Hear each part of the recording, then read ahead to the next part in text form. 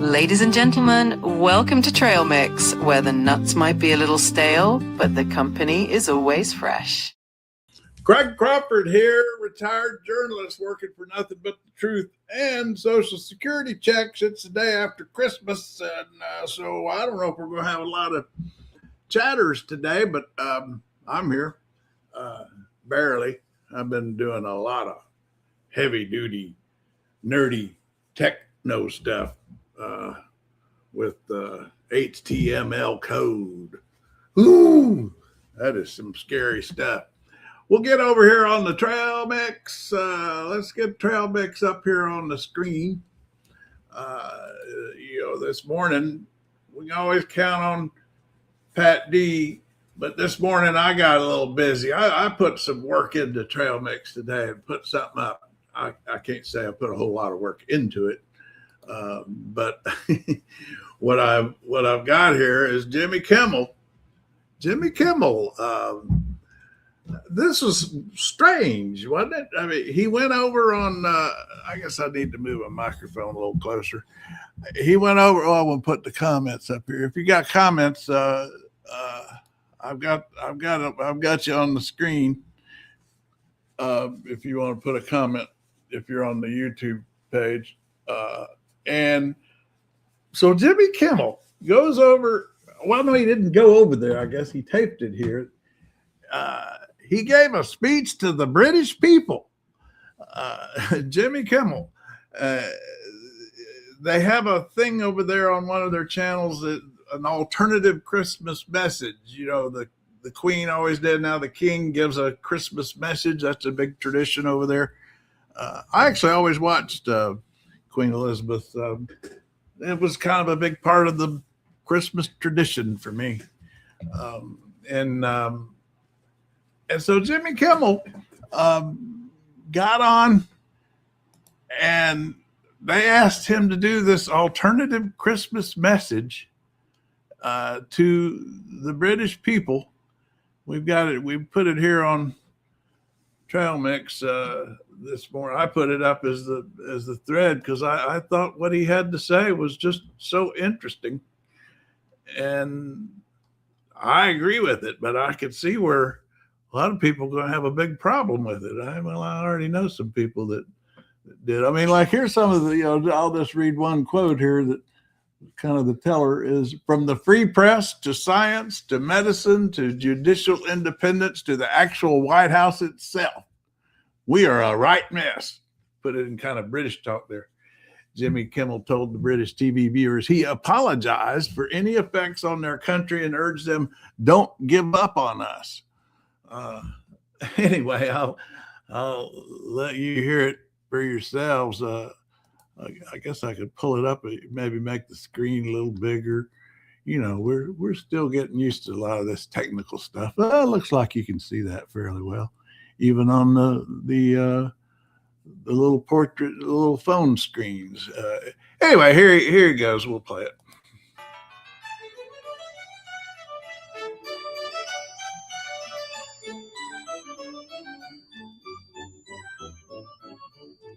Hi, I'm Jimmy Kimmel. I have no idea if you know who I am, but I was asked to deliver this year's alternative Christmas message, which I've heard is a big deal, so I hope you do. But if not, I host what you call a chat show. We call it a talk show in what you call the colonies, I think. I honestly have no idea what's going on over there. I do know what's going on over here, though. And I can tell you that from a fascism perspective, this has been a really great year. Tyranny is booming over here. You may have read in your colorful newspapers, my country's president would like to shut me up because I don't adore him in the way he likes to be adored. The American government made a threat against me and the company I work for, and all of a sudden we're off the air. But then, you know what happened? A Christmas miracle happened. Well, it was September. It was a September miracle. But the holiday does seem to come earlier and earlier every year, doesn't it? Millions and millions of people stood up and said, no, this is not acceptable. People who never watched my show, people who were on record saying they hate my show, spoke out They marched. They did this all to support the right to a free expression of speech. And because so many people spoke out, we came back. Our show came back stronger than ever. We won, the president lost, and now I'm back on the air every night, giving the most powerful politician on earth a right and richly deserved bollocking. That's a word, right? I used it properly?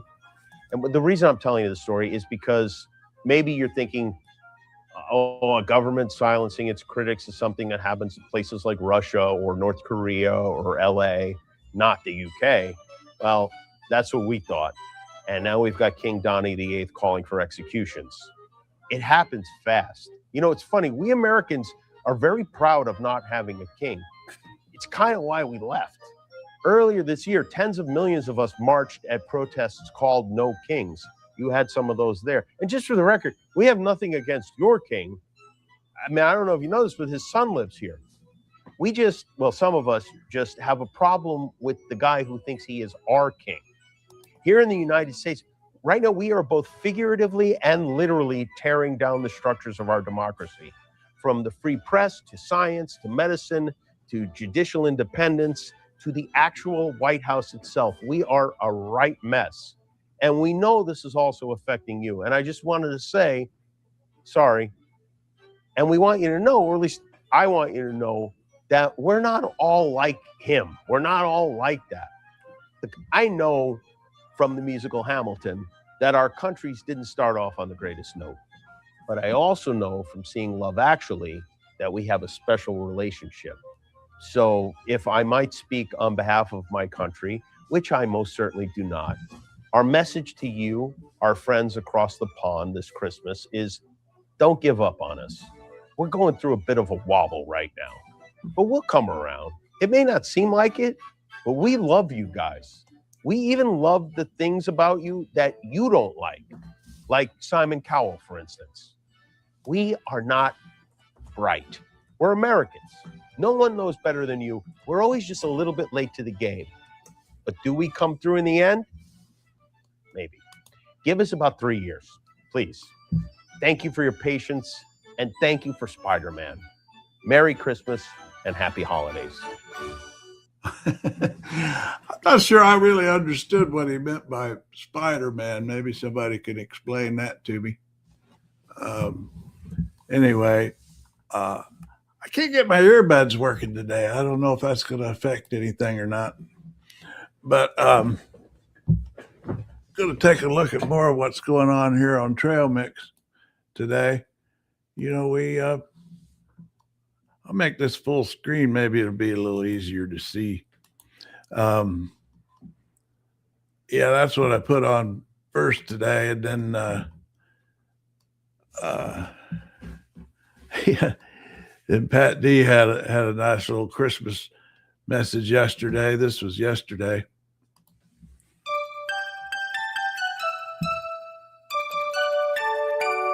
We wish you a Merry Christmas. We wish you a Merry Christmas. We wish you a Merry Christmas. Still applies on the day after Christmas. Oh, we got Happy New Year coming up. So that's kind of fun. Anyway, we'll go over here and see what else everybody's talking about today on Trail Mix.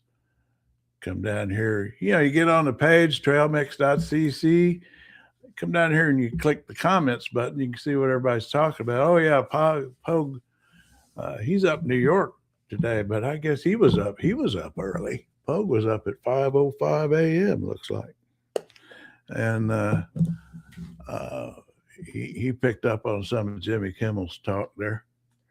And we get down to, we had some stuff posted, some videos posted. And this one, I didn't see this one coming. I don't know if you did. I don't know what's going on, this Nigerian thing. I know they got a bunch of minerals that might be what they're interested in. United States forces have launched missile strikes against the Islamic State group in northwest Nigeria. US Africa Command said they were carried out in coordination with the Nigerian authorities and killed what it called multiple IS terrorists in Sokoto State. Nigeria says it was involved in the planning of the operation, and the US military posted a video showing a missile being launched from a naval vessel. On social media, President Trump described the Islamic State group as terrorist scum and accused the group of targeting and viciously killing primarily innocent Christians. While speaking to the BBC World Service, the Nigerian foreign minister defended the military action. What I can confirm is a joint operation between Nigeria and the US that has targeted terrorists. It has nothing to do with a particular religion. It is, as far as we're concerned, targeting terrorists that have been attacking Nigerians, period. So it has nothing to do with one religion or another. And nor does it have anything to do with Christmas. It could be any other day. It is to do with attacking terrorists that have been killing Nigerians. Well, I'm going to move on down the list here. Well, our reporter in Lagos, Magwachi Okafor, is following developments. Now, Mary, The U.S. has Mary Trump's confirmed, real even the Nigerian interesting, government has isn't she? confirmed We a joint attack. Right. Mary Trump's been at it. Again, I have heard this story before. I guess I heard her tell it. This mashed potato story she tells is really bizarre about our bizarre president. So take a listen to this. It's pretty wild. It's I don't know what's going on with this man, if he's gotten crazier or if he's always been crazy. Hello, everybody. It's the holidays, which means that a lot of people are going to be eating mashed potatoes. They seem to be a staple of holidays like Thanksgiving and Christmas. Potatoes show up in some form or another in most holidays. Latkes, for example, which I love. So given that, I thought it was a good time to revisit a story I've told on occasion, this time with a twist. I'm going to come back to that. And see what we got here going on in comments. Can't stop smiling. I like that kind of talk. Can't stop smiling. Screen name. Yes, this military action is justified because there's been decades of Christians being murdered by the thousands in Nigeria, and it is coming to an end because Trump's first president to do something. Now, I think we got to look at the facts, don't we? Are we sure that is what's going on right now? Have we got proof of that? Do we want to look for some proof? Can't Stop Smiling says yes, and coincidentally, all those Nigerians being attacked, coincidentally, or are all Christians. All right, if you don't mind, I would like to fire up my little helper here on these kinds of things, and this is Gemini Pro AI. It's called, and it's AI, and it's called Gemini Pro. And let's just ask a question. Let's agree. Can't Stop Smiling. Can we agree on a question I want to ask the AI here? Now, this thing gives us facts. I vouch for that. It doesn't make up stuff. Why don't we ask it something like, what is going on in Nigeria with the killing of Christians? Okay, let's ask that.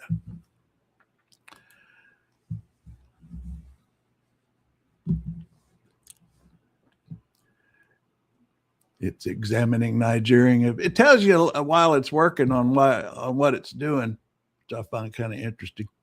Gathering relevant data, analyzing strategic responses, assessing conflicting narratives. And here we go. Can we see that? Can we see that on the screen pretty well? See how it looks on the phone.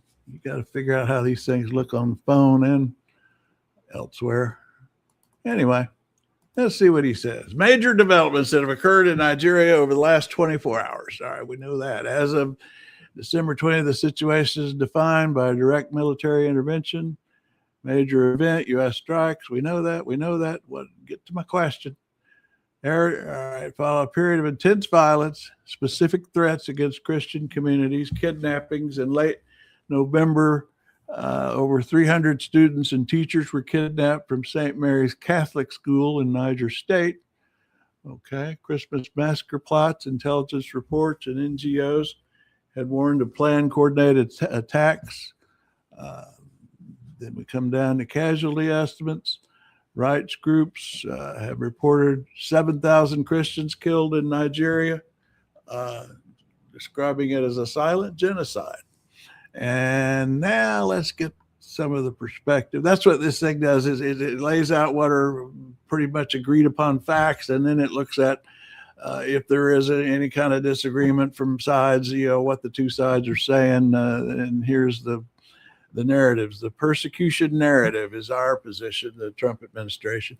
The Trump administration and various Christian rights groups view the violence as systematic jihadist campaign aimed at eradicating Christianity from northern and central Nigeria.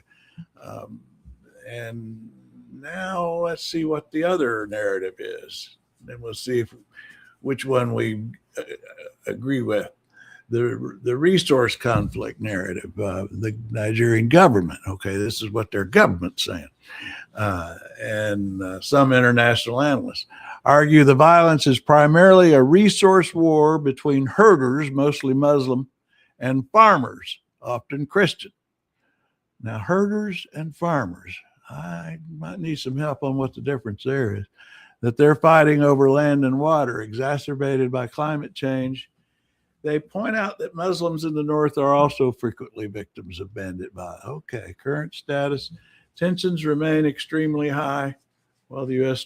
strikes are a show of force intended to deter attackers. Security analysts warn they could lead to retaliatory attacks. All right, well, so what do we think? Where do we stand? I think Can't Stop Smiling had a point there, and we'll watch it going forward.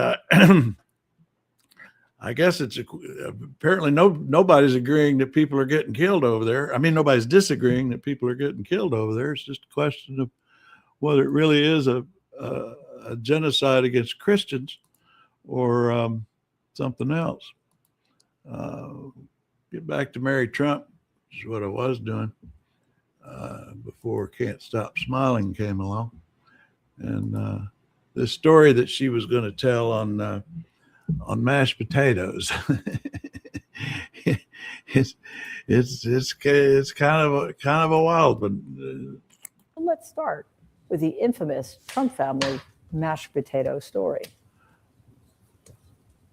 Many years ago, in a faraway place known as Jamaica Estates, Queens, a young boy of around 6 or 7 years old named Donald was engaged in his favorite activity, tormenting his little brother. In the process of tormenting his little brother, he was driving the rest of his family absolutely up a wall. His mother, who as it turns out happened to be my grandmother, was frantically trying to get dinner on the table before her husband got home. In addition to getting in her way, Donald was also making his older sisters and brother absolutely desperate, because in the process of tormenting his little brother, Robert, he was making Robert cry. Not just cry, but scream his head off. Nothing my grandmother said made a difference. Nothing his older sisters, Elizabeth and Marianne, said made a difference. Nothing his older brother, Freddie, made a difference. Donald would not stop tormenting Robert. In the midst of all of this, my grandmother's continuing Robert's Trump's to put the brother, family who food on the table. died fairly young, and Apparently the had. green beans, Well, Mary herself says he had out. the pork chops. I don't know exactly what it was. What I do know she did His daughter. was brother put of- on the table a very dead. large bowl of mashed potatoes. How do I know it was a very large bowl of mashed potatoes? Well, because there were going to be 8 people sitting down to dinner. And these were meat and potatoes people. Donald wouldn't stop, and Robert became more and more hysterical. Finally, Donald's oldest brother, Freddie, my dad, the oldest of the Trump sons, came up with an idea. In order to get Donald to stop, Freddie picked up the bowl of mashed potatoes and dumped it on his obnoxious little brother's head. And a miracle occurred. Robert stopped crying. Donald stopped tormenting him. And every single person in the family started laughing at Donald. Now, you would think that would be the end of the story, but no. That's the key point of her story is they were kids, had a dispute. One of them dumped mashed potatoes on Donald Trump's head when he was a kid, and everybody laughed at him, and it's tormented him ever since. And now she's getting into how it still torments him now, today, as an adult, decades and decades later. Because after Freddie died in 1981, to commemorate his memory, I guess, on every holiday, every Thanksgiving and Christmas, my Aunt Marianne would tell the infamous mashed potato story. And every single time, everybody sitting around the table would laugh, except for one person. And you'll never guess who. That's right, Donald. Donald would sit there with his arms crossed and a scowl, also a pout on his face. Marianne never tired of telling the story, and Donald never stopped feeling humiliated by it. The end. Not really, though. It's funny. I've told this story very many times. I've written about it. And the last time I heard it was in 2017 when we were at the White House celebrating my aunt's birthdays. Elizabeth was turning 75 and Marianne was turning 80. And we were upstairs in the executive dining room. And Donald had exactly the same reaction he had had for the last 40 years. Crossed arms and a pout on his face. He didn't find it funny. He can't find it funny. He cannot ever find humor. He can't laugh at himself. And I guess that's the point of her story. He can't laugh at himself. Moving on down Trail Mix, we had this little moment. I don't know how many of you saw this, but on Christmas Day, Melania and Trump got on. It was an odd visual. His staff set him up, sitting here talking on the phone to children who weren't there. They were on the phone, and he didn't seem too comfortable with it. It was kind of odd. Oh, here we go. Let's see. Hey, Jack. Hey. You missed. We had a big fight over Nigeria earlier, but we'll come back to that. We had a commenter come on wanting to talk about killing Christians in Nigeria. I went over and got on my AI and got some info on it. I mean, I guess there's some Christians getting killed, but it's not clear if that's why they're getting killed, because Muslims are getting killed too, because they're all fighting over natural resources like water between farmers and herders, and one of those deals. So that's what you missed. Oh, okay. Well, you know, some people want to fight the Crusades again. Yeah. And But it is my earbuds aren't working, it's but a it doesn't mess. seem to be affecting anything. Can you hear me all right? Yeah. I don't know. I guess I don't need them. I thought I needed earbuds. Anyway, go ahead. No, I hear you fine. In fact, coming in pretty loud today. Oh, I actually time. have this microphone too close. I think this microphone's rather powerful. Oh, okay. But I was about to play. I love this. It's just 30 seconds. I don't know if you saw this, but Trump talking to the kids and he turned everything, you know, as he always does, and making it about it. I got my C-SPAN friends to dig this up. Here he is talking to a kid about coal. Coming down your chimney and have a beautiful present for you. What would you like Santa to bring? Not coal. Not coal. Not No, you don't want coal. Well, coal is, you mean clean, beautiful coal. I had to do that. I'm sorry. No, coal is clean and beautiful. Please remember that at all costs. But you don't want clean, beautiful coal, right? No. What would you He has no clue on how to talk to kids, does he? Well, you know, when somebody else pointed out, and I was thinking, does he have a clue how to talk to anybody? That's true. He's not what you call a listener. Oh, I don't know. If I was sitting there talking to him, I'm not for sure I would look too good either. They're talking to the kid. No, you got your fancy hat on today. Yeah, I went and got my You good going to winter town? hat. Got Is my that- Stetson on. That's what my grandfather had a hat exactly like that. Yeah, He called it his fancy go to meeting hat. that's about what it is. I wear it 4 or 5 times a year at the most. And I've not been wearing it much lately, simply because I don't go to places where I need to dress up. Oh yeah. But I got it out.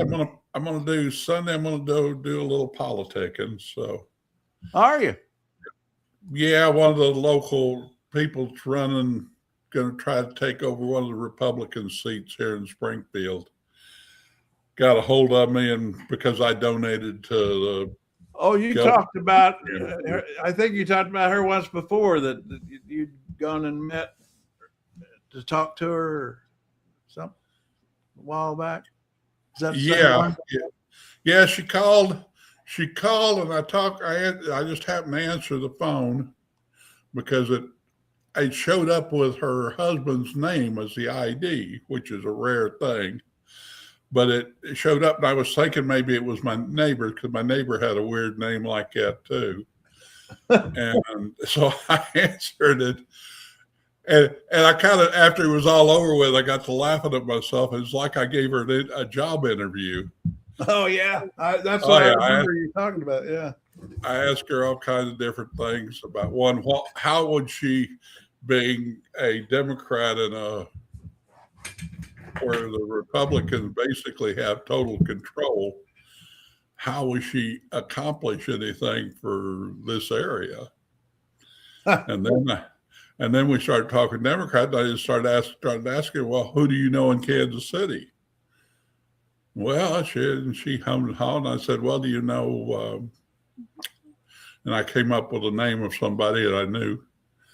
And said, oh yeah, that. And so she at least proved that she had heard the woman's stories anyway.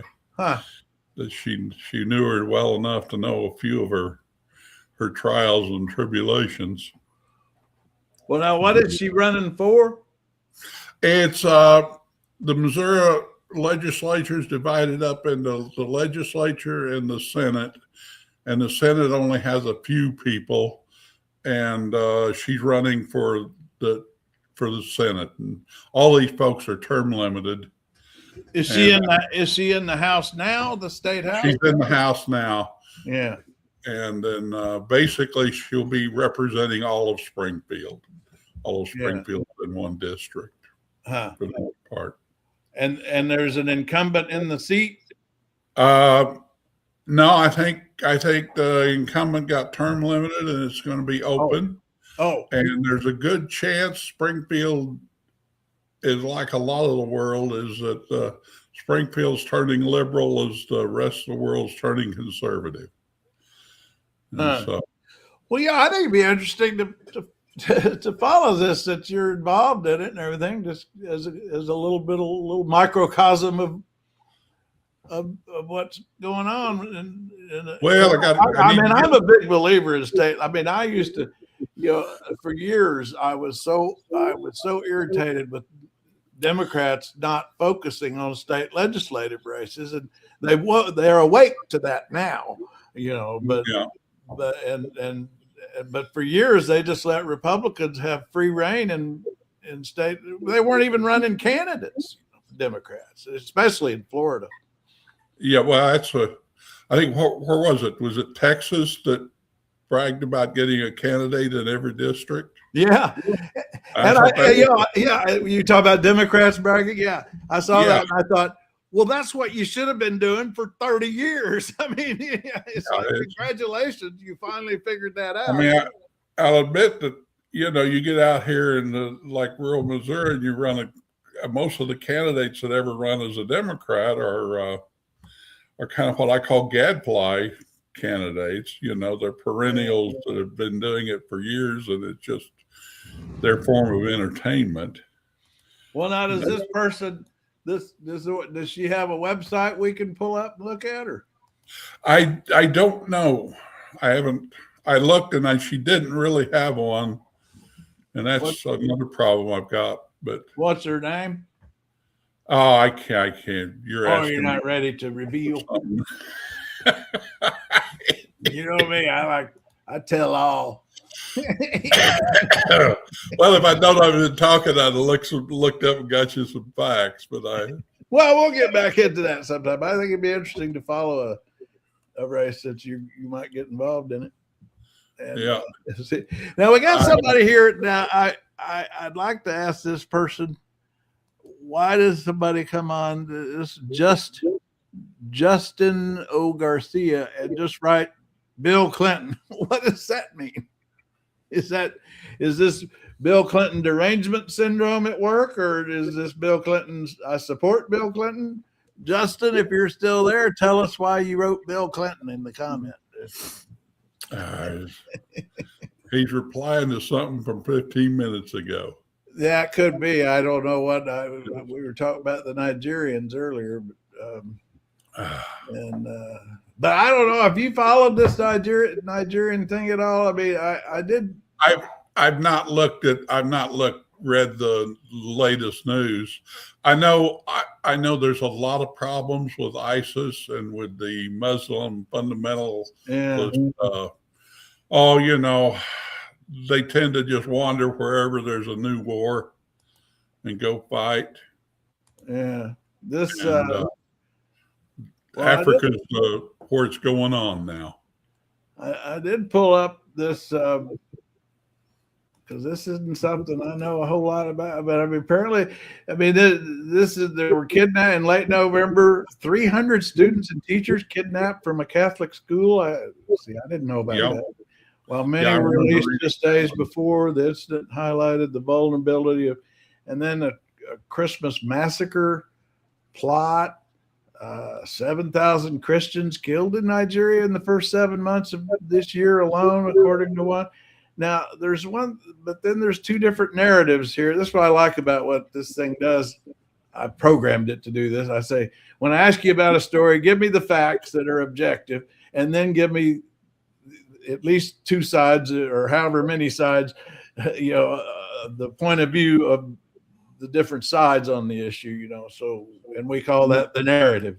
And so he found two narratives here on this story: the persecution narrative, which is our position, the U.S. position, that it's persecuting Christians. And then there's another narrative, the resource conflict narrative, which is the idea that this is really a fight between, in this case, Muslim herders and Christian farmers over the access to land and water. Okay. And, That last narrative makes sense. Yeah. And yeah, it's a probably if you would go into it, you'll find they're in the middle of a big drought too. Yeah, that also was pointed out here in this report I had got done, is that the climate change, we're back to the climate change debate, but that is a factor. It is creating a desperate search for resources. Well, and that area is an awful lot like Arizona in that it goes through periodic bad droughts. And yeah, this is not the first time there's been conflict between two different groups. And you'll find the other thing is probably you'll find that the Christian, let's say and I'm going to use that label very loosely because they may not all be Christians, but the Christians and the Muslims are two different tribes too. Yeah. And they have a lot of that going on there. Well, this got started because this commenter earlier, she's voicing the administration position that this military action is justified because, well, I'd played a report earlier of these attacks on Nigeria that we just did.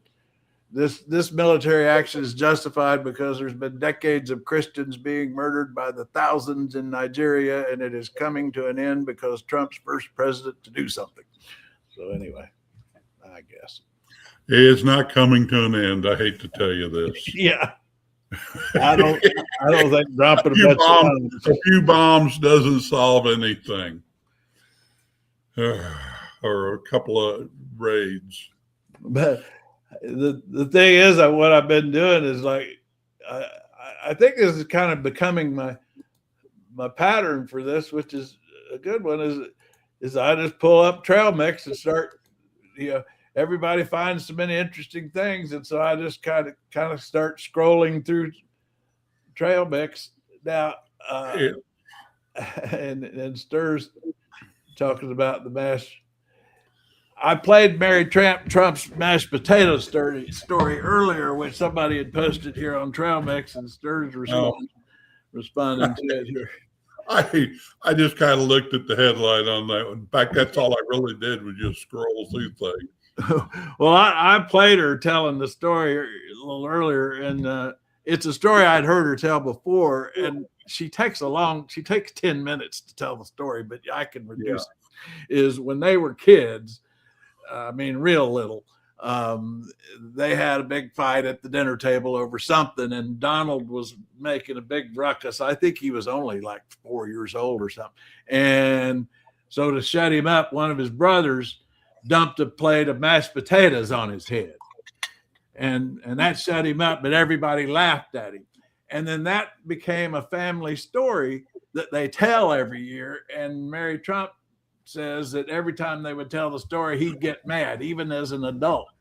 And that just encouraged him to tell it more. Right? Exactly. And then she said, when he in his first year in office, she was still in the fold, so she got invited. She went to the White House. They had a family dinner, and this is always for Thanksgiving, and so she's got an aunt that always loves to tell that story, and it's a tradition at Thanksgiving. And she told the story, and Trump got mad and stormed out of the room, and this is like 40 years later, and he's still.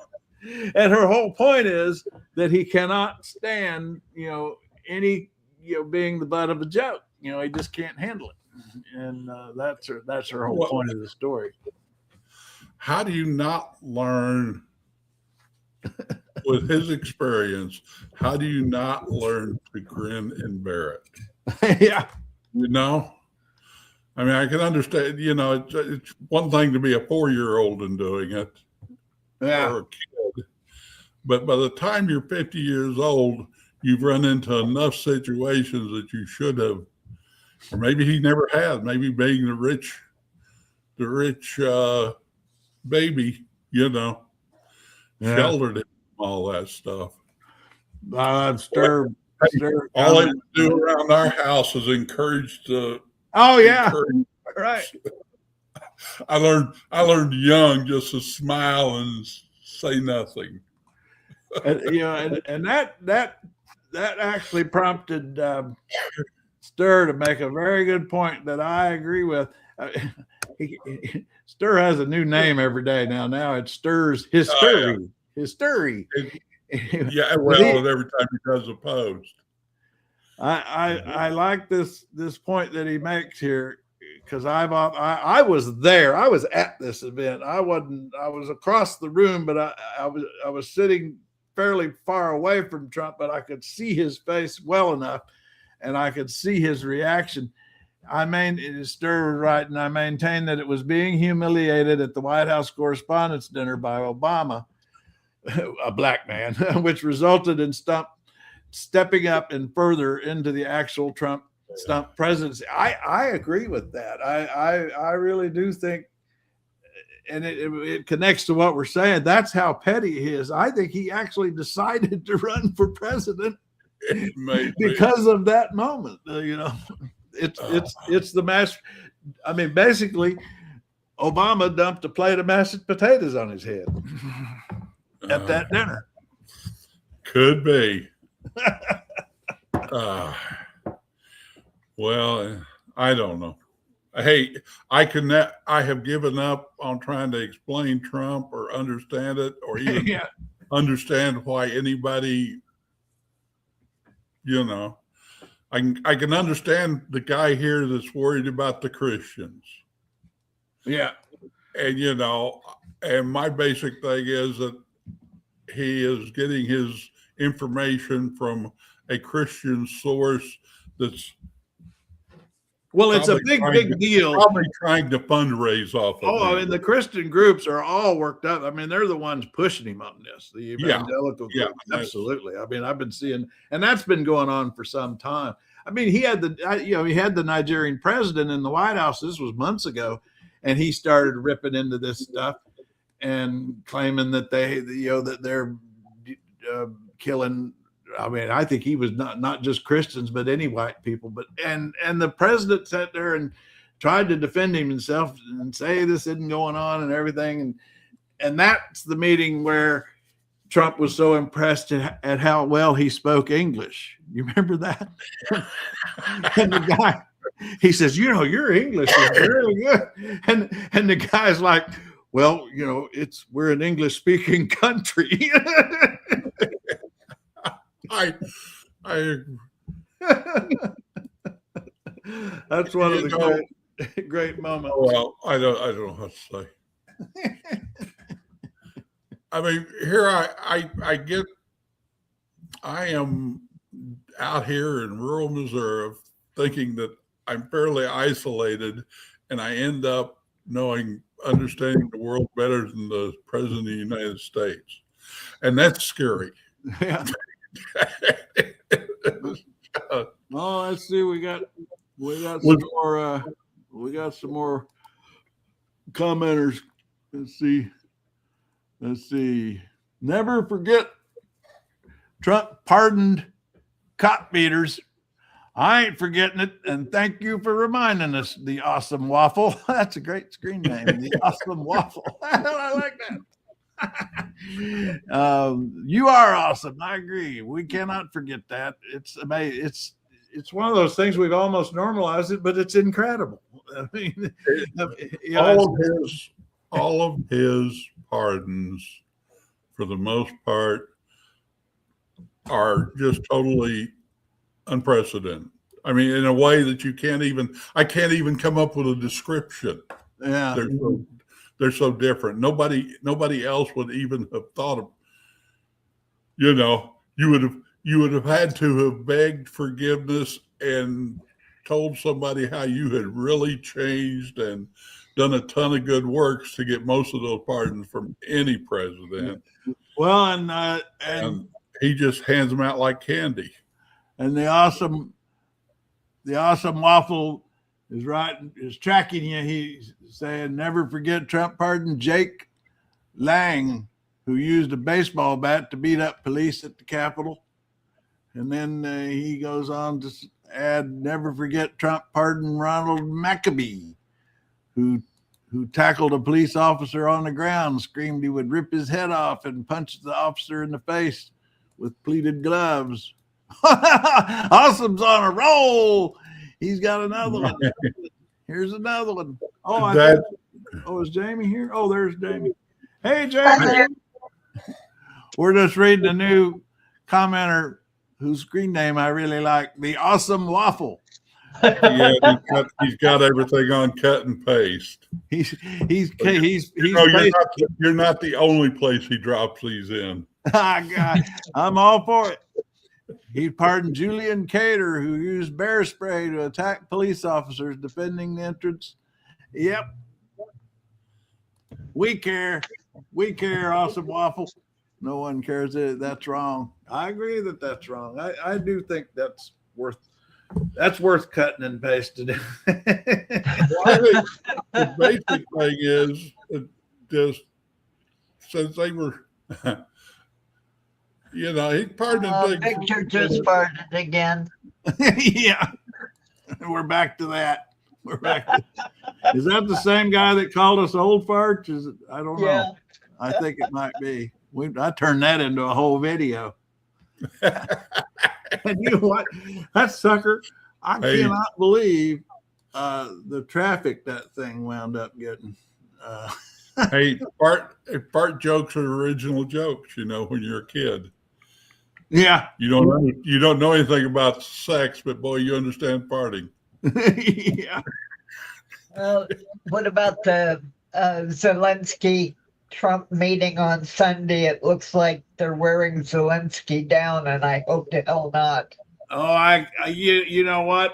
You got to catch me up on that one. I noticed some headlines. I've been deep into nerdy HTML stuff all morning, so I haven't been keeping up. But what happened? What is going on?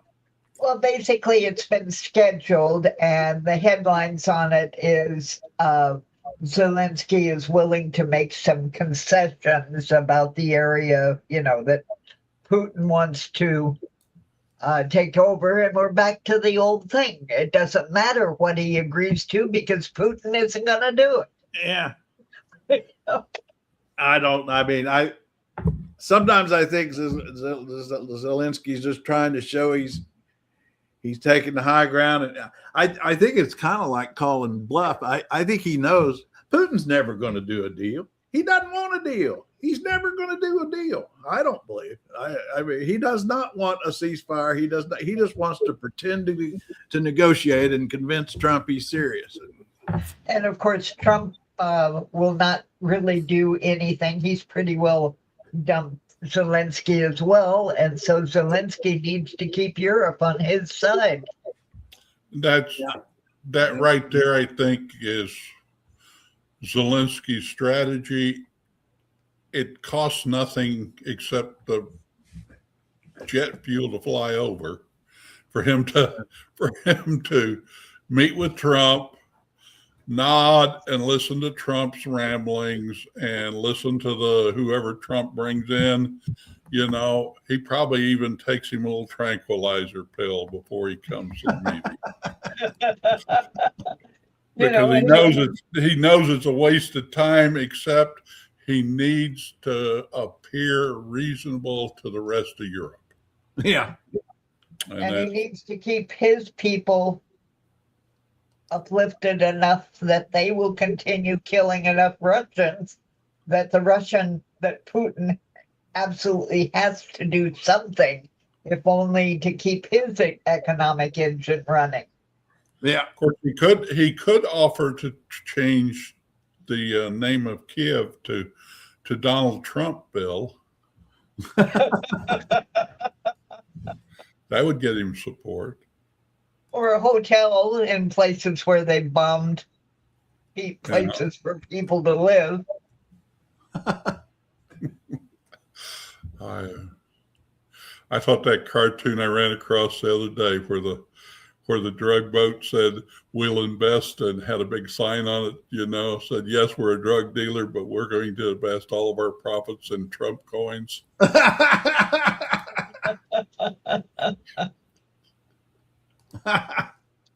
And the other thing, just to bring it to this side of the Atlantic, CNN ran what amounts to an excellent interview with a young border guard who happens to be Mexican, who's talking about coming in originally as a student on a visa, and it took him 11 years to do it, but he became legal, and it upsets him about the undocumented flooding the border. And I'm looking at it and thinking, they're right. You have the solution to the whole problem, and it's right there to be handed to you, and only a matter of Congress to do it. People want to come in, they want to work, create a system. So instead of applying for amnesty, they apply to do jobs that need doing and do it legally. You could bring in thousands or convert people that are currently here undocumented. Let them go through the process of becoming a citizen by doing jobs that we need having done. Well, and open the border up a little bit so they can go back and forth, because not all of them want to be citizens. I know. Most of them, it's kind of like my uncles and neighbors from back in the Depression time went to California. They didn't go to California to stay. They went to California to work, and about half of them or 3/4 of them came back. Yeah. And it's the ones that ended up getting married out there and having grandkids that stayed.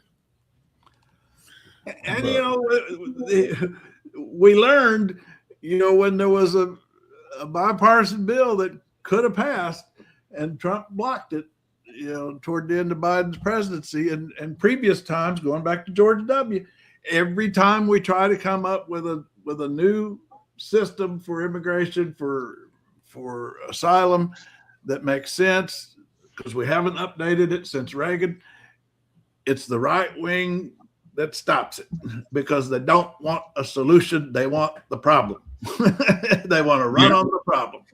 Yeah. They want to run campaign and elections on the problem. And if there's a solution, then they don't have that problem to campaign on. And remember, when those Okies, namely my mother's family, were flooding into California, they weren't exactly welcomed with open arms. No. No. I mean, the grapes of wrath had a whole lot of wrath in it. But I know people that went back and forth every 2 or 3 years to California and worked, all the way up into the almost 1960s. We had a neighbor family. Once upon a time, it was the Garden of the United States, until about 20 million extra people they didn't need started living there and paving over the place. Yeah, well, that's what happens when you get nicknamed the Promised Land. Well,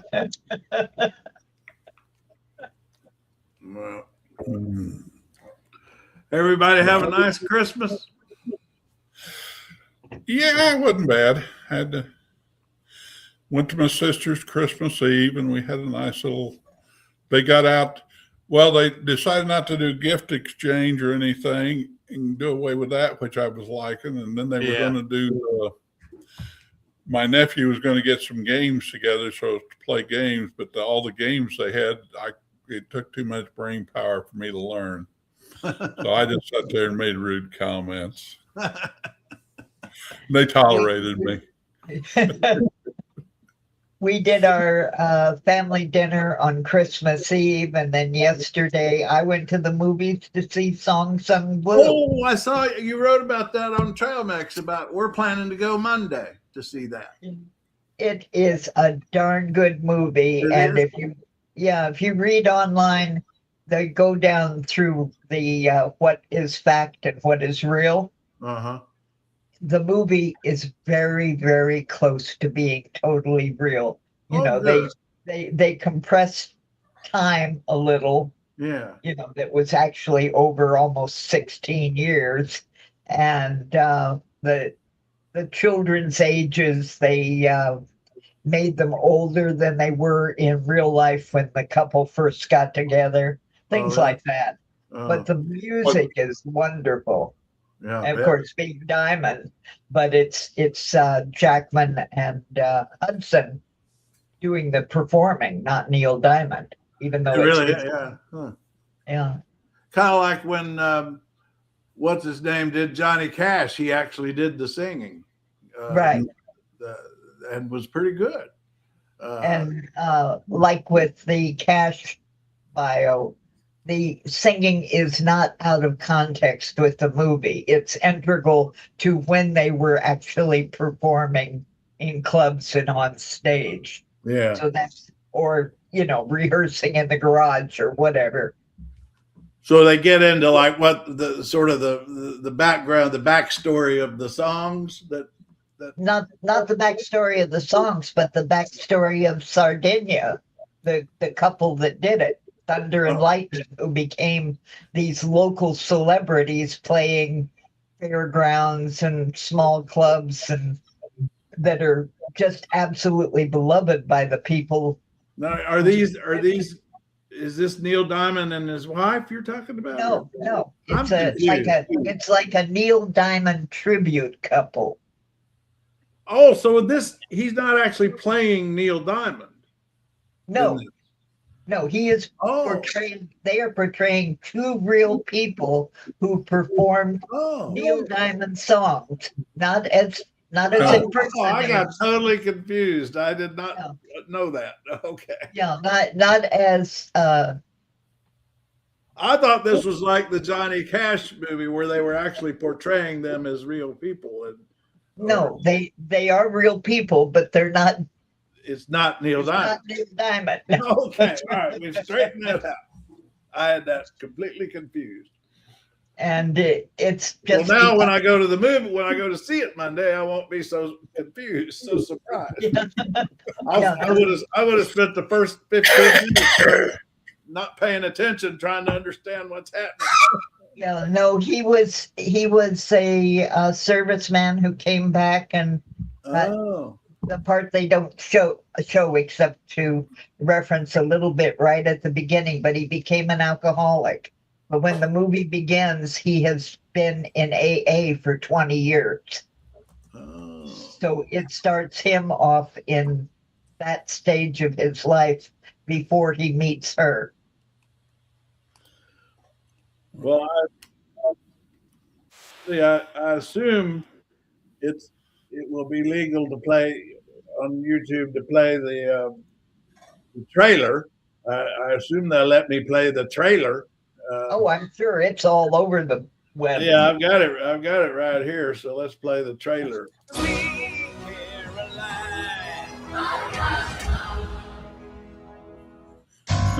I'm not a songwriter. I'm not a sex symbol. I just want to entertain people. I don't want to be a hairdresser. I want to sing. I want to dance. I want to garden. I want a cat. I need something big. I need something new. What do you think? You don't want to be a Neil Diamond impersonator. You want to be a Neil Diamond interpreter. I was looking for the right way to say it, and you just came right out and said it. Oh, that's what it is. Tell your mama, girl, we can't stay long. Lightning and thunder. We got things we gotta catch up on. So you be lightning and I be thunder. Yeah. So that's it. I did not understand that's what it is. Yeah, it's not their really love professional story. with me, but I've been wanting to do it for like a whole. You really have to call him Lightning? It's kind of weird. Be nice. Okay. My dad in Vietnam, sometimes he'd have to crawl over dead bodies. So yeah, he used to drink. I could really use for you to tell me I'm doing the right thing. I think you are. Oh, I was scared you were gonna hit your head. Bad things happen over over and over. And I just want to sing and I want to shine. Just say, can't pay you anything right now, that's all. Came in for you, brother. I wouldn't go any shorter than this. I wanted to ripple and wave when the wind blows my shirt. Wind in a bar. How? Like a leaf blower. Do you have one? Sure. Sweet Caroline. The good times never seem so good. Oh, boy. Papa, how you doing? How am I doing? Huge. I just disappear in the music.